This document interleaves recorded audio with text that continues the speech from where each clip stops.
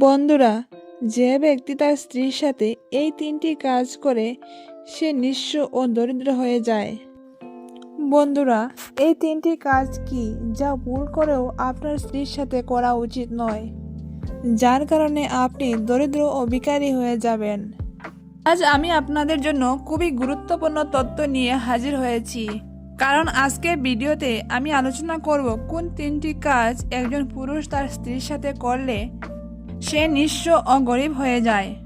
এক সময় এক রাজ্যের এক যে রাজা ছিল, তার একটি পুত্র ছিল, তার নাম ছিল প্রতাপ সিং।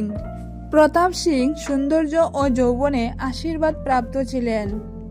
একে তো তিনি একজন রাজার পুত্র, তার উপর ভগবান তাকে খুবই সৌন্দর্য রূপে দান করেছেন। একদিন তিনি যখন তার রাজ্যে বেড়াতে বের হলেন, তখন দেখলেন এক মহাজনের বাড়ির ছাদে দাঁড়িয়ে একজন অতি সুন্দরী মহিলা, যিনি স্নান করে চুল শুকাচ্ছেন। মহাজনের স্ত্রী ছিল সারা রাজ্যের মধ্যে সবচেয়ে সুন্দরী। রাজপুত্র তার মতো সুন্দরী নারীকে আগে কখনো দেখেননি। রাজপুত্র প্রথম দেখায় যেন মহাজনের স্ত্রীর কাছে তার সবকিছু বিলিয়ে দিলেন এবং প্রতিজ্ঞা করলেন যে তিনি অবশ্যই একদিন এই সুন্দরী রানীর সঙ্গে দেখা করবেন। এরপর রাজকুমার রাজপ্রাসাদে ফিরে এসে দিনরাত সেই সুন্দরীর ভাবনায় হারিয়ে যেতে লাগলো। তার ক্ষুধা তৃষ্ণা সব মিলিয়ে গেল। সে দিনরাত শুধু লালসায় ভুগতে লাগলো। সে দিনরাত শুধু তার সাথে দেখা করার জন্য উপায় খুঁজতে লাগলো। এরপর সে একদিন এক দুতিনকে ডেকে ওই মহিলার নাম ঠিকানা জানতে চাইলে সে জানতে পারে তিনি শহরের একজন মহাজনের স্ত্রী এবং তিনি শীঘ্রই বিয়ে করছেন। এই কথা জানার পর রাজপুত্র দুতিনকে বলল, তুমি যত টাকা চাইবে আমি দিতে প্রস্তুত, শুধু কোনোভাবে এই সুন্দরী নারীকে আমার কাছে নিয়ে এসো। তখন দুতিন রাজকুমারের কথা শুনে বুঝতে পারলেন যে রাজপুত্র লালসার আসক্ত হয়ে পড়েছেন, কারণ ইন্দ্রিয়ের উপর নিয়ন্ত্রণ না থাকলে একজন মানুষ সঠিক পথে চলতে পারে না। পণ্ডিতরা বলেছেন, ইন্দ্রিয়গুলিকে চিরকালের জন্য নিয়ন্ত্রণে রাখা মৃত্যুর চেয়েও কঠিন এবং তাদের নিয়ন্ত্রণে না রাখলে দেবতারাও ধ্বংস হতে পারে। মানুষের মধ্যে লজ্জা ততক্ষণ থাকে যতক্ষণ না পাপ তার মনের মধ্যে গেঁথে যায়। কথিত আছে যে যেমন আগুন জ্বালানিতে কখনো তৃপ্ত হয় না, যেমন সমুদ্র কখনো নদীতে তৃপ্ত হয় না, যেমন প্রাণীরা কখনো তাদের মৃত্যুর ক্ষুধায় তৃপ্ত হয় না, তেমনি দুষ্ট মহিলারা কখনো একজন পুরুষে তৃপ্ত হয় না এবং দুষ্ট পুরুষেরা কখনো একজন মহিলার দ্বারা সন্তুষ্ট হয় না। বন্ধুরা, এরপর দুতিন রাজকুমারকে খুশি করার জন্য মহাজনের বাড়িতে গিয়ে তার সুন্দরী স্ত্রীর সাথে দেখা করলেন। তিনি বললেন, বোন, আমি রাজকুমার প্রতাপ সিংয়ের বার্তা নিয়ে এসেছি। তোমাকে দেখার পর থেকে সে তোমার সাথে দেখা করার জন্য ব্যাকুল হয়ে আছে। সে তোমার প্রেমে এতটাই পাগল যে সে যদি তোমাকে না পায় তাহলে সে তার জীবনও বিসর্জন দিতে পারে এবং তার মৃত্যুর পাপ তোমার উপর বর্তাবে। দুতিনের মুখ থেকে রাজপুত্রের পাগলামি শুনে মহাজনের স্ত্রী বলল, এতে আমি কি করতে পারি? রাজপুত্র আমাকে ভালোবেসেছে, কিন্তু আমি তো তাকে ভালোবাসিনি। তার জানা উচিত আমি অন্য কারো বিবাহিত স্ত্রী। অন্যের জন্য মরে যাওয়া ভালোবাসা নয়, শুধুমাত্র বোকামি ছাড়া আর কিছু নয়। আর রাজপুত্রের জীবন রক্ষার কথা এলে আমি কখনোই তার সাথে দেখা করার মতো ভুল করব না, কারণ আমি একজন সতী নারী এবং অন্য পুরুষের চিন্তা কখনো আমার মাথায় আসে না। কথিত আছে যে যে নারী তার স্বামীর সাথে প্রতারণা করে, যে তাকে খুশি রাখতে অক্ষম, তার প্রতি সন্তুষ্ট নয়, তাকে গুড় নরকে গিয়ে পড়তে হয়। একজন ভালো স্ত্রী হলেন তিনি, যিনি তার স্বামীকে খুশি রাখেন, ধার্মিকতার ধর্ম অনুসরণ করেন এবং সর্বশক্তি দিয়ে স্বামীর প্রতি নিবেদিত হন। বন্ধুরা, মহাজনের স্ত্রীর সাফ জবাব শুনে দুতিন তাকে বোঝানোর চেষ্টা করলেন যে, বোন, তুমি ঠিকই বলেছ, কিন্তু রাজার বিরুদ্ধে গিয়েও কেউ সুখী থাকতে পারে না। রাজারা খুব জেদি মানুষ। তারা যা চায় তা না পেলে জোর করে পাওয়ার চেষ্টা করে। সে যদি তোমার উপর জোর করে তাহলে সেটাও ঠিক হবে না।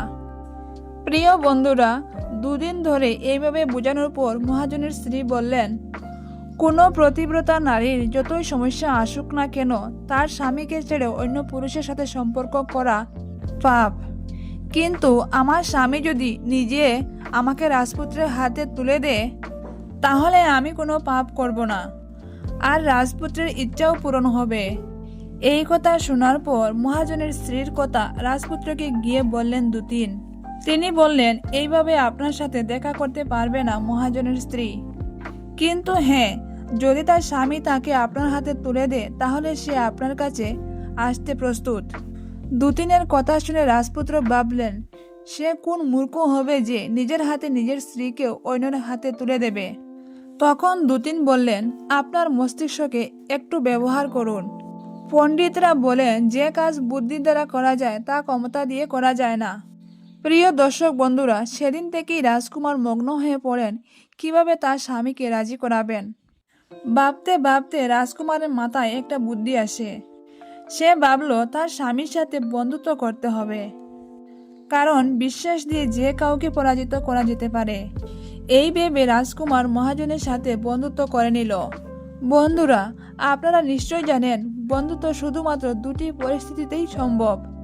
হয় দুজনের অবস্থা স্বাভাবিক হবে, নয়তো মনে কোনো স্বার্থপরতা জড়িয়ে থাকবে।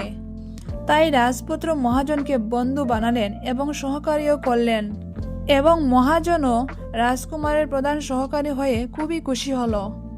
এরপর একদিন রাজপুত্র মহাজনকে বলল, বন্ধু, আমি আজ থেকে চন্দ্র উপবাস শুরু করছি।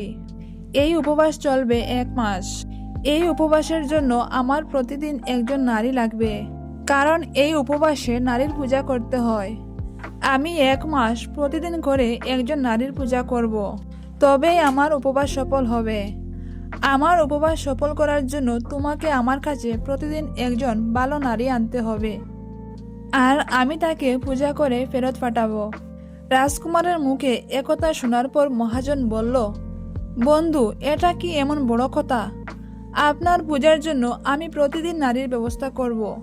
একথা শুনে রাজপুত্র খুবই কৌতূহলী হয়ে উঠলেন এবং রাজপুত্র মিথ্যার উপবাস শুরু করলেন, এবং মহাজন প্রতিদিন ভালো পরিবারের একজন নারীকে রাজপুত্রের কাছে পাঠাতেন, আর রাজপুত্র তাকে পূজা করে ফেরত পাঠাতেন। এটা দেখে মহাজনেরও মনে হলো যে রাজপুত্র সত্যিই মহিলাদের পূজা করে এবং সে মহিলাদের সম্মানের সাথে ফেরত পাঠায়। এইভাবে কয়েকদিন অতিবাহিত হয়ে গেলেও রাজপুত্র অভিযোগ করার কোনো সুযোগ দেননি, যার কারণে মহাজন তাকে কোনো সন্দেহ করেনি। তাই একদিন সে তার স্ত্রীকে নিয়ে এসে রাজকুমারের ঘরে পাঠিয়ে দিল। সে ভেবেছিল রাজকুমার তাকে পূজা করে তাকে ফেরত পাঠিয়ে দেবে। ওইদিকে রাজপুত্র তো আগেই মন বানিয়ে ফেলেছিল যে কি করতে হবে। মহাজনের স্ত্রী ঘরে প্রবেশ করতেই রাজকুমার তার ঘরের দরজা বন্ধ করে দিল। এদিকে রাজকুমারের এমন কাণ্ড দেখে মহাজনের সন্দেহ হয়। তিনি ঘরের ভিতর উকি দিতেই তার চোখ কান্নায় ভেসে ওঠে এবং মাথায় হাত দিয়ে বসে পড়েন। মহাজন ভাবতে লাগলো, দুষ্ট লোকটি আমার সাথে বিশ্বাসঘাতকতা করেছে, কিন্তু আমি সবচেয়ে বড় বোকা, কারণ আমি নিজের হাতে আমার স্ত্রীকে রাজপুত্রের হাতে তুলে দিয়েছি। আমি সবচেয়ে বড় অপরাধী, এতে অন্য কারোর দোষ নেই। প্রথমত, আমি রাজকুমারকে বিশ্বাস করে সবচেয়ে বড় ভুল করেছিলাম। তারপর নিজের স্ত্রীকে অন্য কাউকে দিয়ে দ্বিতীয়বারের মতো সবচেয়ে বড় ভুল করে। বলা হয় তাকে যে ভুল করেও একজন পুরুষের তার স্ত্রীকে অন্য পুরুষের সাথে একা রেখে যাওয়া উচিত না, কারণ খারাপ উদ্দেশ্যের লোকেরা এটিকে তাদের সুযোগ হিসাবে ব্যবহার করবে। দ্বিতীয়ত, স্ত্রীকে কখনো জুয়ায় লাগানো উচিত নয়, কারণ স্ত্রীকে জুয়ায় লাগিয়েও ধর্মরাজ কোনো সুবিধা পেতে পারেননি। তৃতীয়ত, স্ত্রীকে নিয়ে কখনোই দর কষাকষি উচিত নয় বা বিক্রি করা উচিত নয়। বন্ধুরা, নারী পুরুষের প্রাণ শক্তি ও সাহস কোনো বিষয় বা বিনোদনের জিনিস নয়। নারীর রক্ষা করা দেশের সামাজিক ঐতিহ্য ও ধর্মের রক্ষা করা। আমার কথার সাথে কয়জন একমত কমেন্টে লিখে অবশ্যই জানাবেন। আপনাদের লেখা কমেন্ট পড়তে আমার খুবই ভালো লাগে। আর আপনার যদি ভিডিওটি ভালো লাগে তাহলে অবশ্যই একটা লাইক করবেন। আপনাদের লাইক পেলে আমি ভিডিও করতে মোটিভেট হই।